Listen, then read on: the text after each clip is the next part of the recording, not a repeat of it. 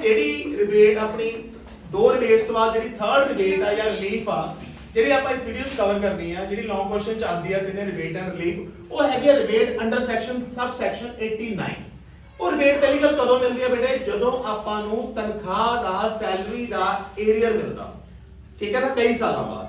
For example ਮੈਂ ਇੱਥੇ ਐਗਜ਼ੈਂਪਲੀਫਾਈ ਕੀਤਾ ਵਾ ਕਿ ਮੇਰੀ ਅੱਜ ਦੀ ਇਨਕਮ 5,40,000 ਹੈ ਇਸ ਸਾਲ ਦੀ, ਮੈਨੂੰ 2020-21 ਦਾ 40,000 ਦਾ ਏਰੀਅਰ ਇਸ ਸਾਲ ਮਿਲਿਆ ਵਾ। ਅਗਰ ਮੈਨੂੰ 2020-21 ਚ ਜਿਹੜੀ ਤਨਖਾਹ ਮਿਲੀ ਸੀ ਬਿਨਾ ਏਰੀਅਰਸ ਤੋਂ 4.5 ਲੱਖ ਸੀ, ਹਰ ਸਾਲ ਮੈਂ ਪੀਪੀਐਫ ਦੇ ਵਿੱਚ 2021 ਤੋਂ ਹੀ 15,000 ਰੁਪਏ ਡਿਪੋਜ਼ਿਟ ਕਰਾਂ। ਹੁਣ ਮੈਨੂੰ ਕਿੰਨੀ ਰਿਬੇਟ ਮਿਲੂਗੀ? ਜਿਹੜਾ ਏਰੀਅਰ 2020-21 ਦਾ ਮੈਨੂੰ ਅੱਜ ਮਿਲਿਆ। ਕੁਐਸਚਨ ਮਾਰਕ ਇਹ ਆ, ਉਹਦਾ ਪ੍ਰੋਸੈਸ ਆ ਸਟੈਪ ਨੰਬਰ 1। ਸਟੈਪ ਨੰਬਰ 1 ਚ ਮੈਂ ਕੀ ਕਰਨਾ ਹੁੰਦਾ? ਮੇਰੀ ਅੱਜ ਦੀ ਇਨਕਮ ਹੈਗੀ 5,40,000, ਮੈਂ ਉਹਦੇ ਵਿੱਚ ਆਪਣਾ ਏਰੀਅਰ ਐਡ ਕਰਕੇ ਜੋ ਮੈਨੂੰ ਇਸ ਸਾਲ ਮਿਲਿਆ ਸੈਲਰੀ ਦਾ ਮੈਂ ਟੈਕਸ ਕੱਢਣਾ। 5,40,000 ਚ 40,000 ਪਲੱਸ ਕਰਕੇ ਮੈਨੂੰ ਟੋਟਲ ਸੈਲਰੀ ਮਿਲੀ ਆ ਵਿਦ ਏਰੀਅਰ 5,80,000, ਜਿਹਦੇ ਵਿੱਚੋਂ ਮੈਂ 80C ਦੀ ਰਿਡਕਸ਼ਨ ਮਾਈਨਸ ਕਰਤੀ ਕਿਉਂਕਿ ਮੈਂ ਪੀਪੀਐਫ ਹਰ ਸਾਲ ਜਮਾ ਕਰਾ ਰਿਹਾ 15,000। ਮੇਰੀ ਟੈਕਸੇਬਲ ਇਨਕਮ ਬਣ ਗਈ 5,65,000, ਜਿਹਦੇ ਚੋਂ ਪਹਿਲੇ 2.5 ਲੱਖ ਤੇ 0% ਟੈਕਸ, ਨੈਕਸਟ 2.5 ਲੱਖ ਤੇ 5% 12,500, ਨੈਕਸਟ 65,000 ਤੇ 20% 13,000। ਟੋਟਲ ਮੇਰਾ ਟੈਕਸ ਬਣ ਗਿਆ 25,500 ਐਜ਼ ਪਰ ਦਾ ਕਰੰਟ ਸਲੈਬਸ। 4% ਐਜੂਕੇਸ਼ਨ ਸੈਸ ਲਾ ਕੇ ਮੇਰਾ ਟੈਕਸ ਬਣ ਗਿਆ 26,520। ਇਸੇ ਤਰ੍ਹਾਂ ਸੈਕੰਡ ਸਟੈਪ ਦੇ ਵਿੱਚ ਮੈਂ ਵਿਦਆਊਟ ਏਰੀਅਰ ਆਪਣਾ ਟੈਕਸ ਕੱਢ ਲੈਣਾ। ਵਿਦਆਊਟ ਏਰੀਅਰ ਮਤਲਬ ਬੇਟੇ ਮੇਰੀ 5,40,000 ਦੀ ਇਨਕਮ ਸੀ, ਮੈਂ ਹੁਣ ਇਹਦੇ ਚ ਆਪਣੇ ਏਰੀਅਰ ਐਡ ਨਹੀਂ ਕਰਨੇ ਜਿਹੜੇ ਮੈਨੂੰ ਮਿਲੇ।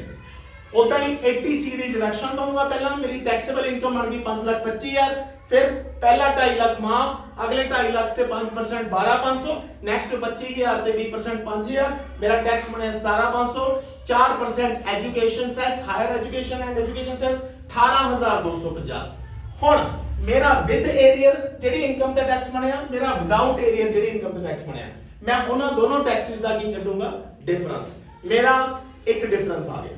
ਹੁਣ ਆਪਾਂ ਚੱਲਦੇ ਹਾਂ ਕਰੰਟ ਈਅਰ ਤੋਂ ਪਿਛਲੇ ਸਾਲ, ਮਤਲਬ ਪਿਛਲੇ ਸਾਲ ਨਹੀਂ, ਉਸ ਸਾਲ ਦੇ ਵਿੱਚ ਜਿਸ ਸਾਲ ਦਾ ਆਪਾਂ ਏਰੀਅਰ ਸਾਨੂੰ ਮਿਲਿਆ 2020-21 ਚ।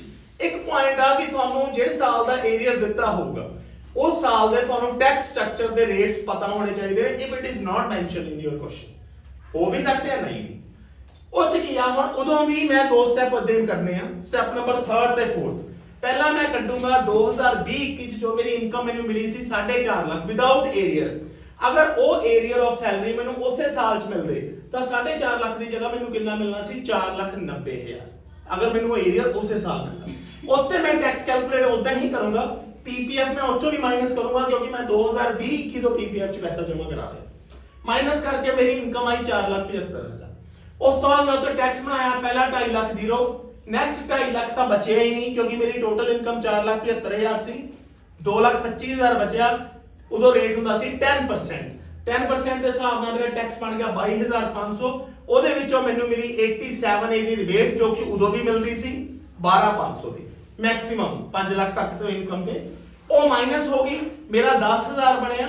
ਉਹਦੇ ਤੇ ਮੈਂ health and education cess plus ਕਰਤਾ 4%, ਉਹ ਮੇਰਾ ਬਣ ਗਿਆ 10,400। ਠੀਕ ਹੈ।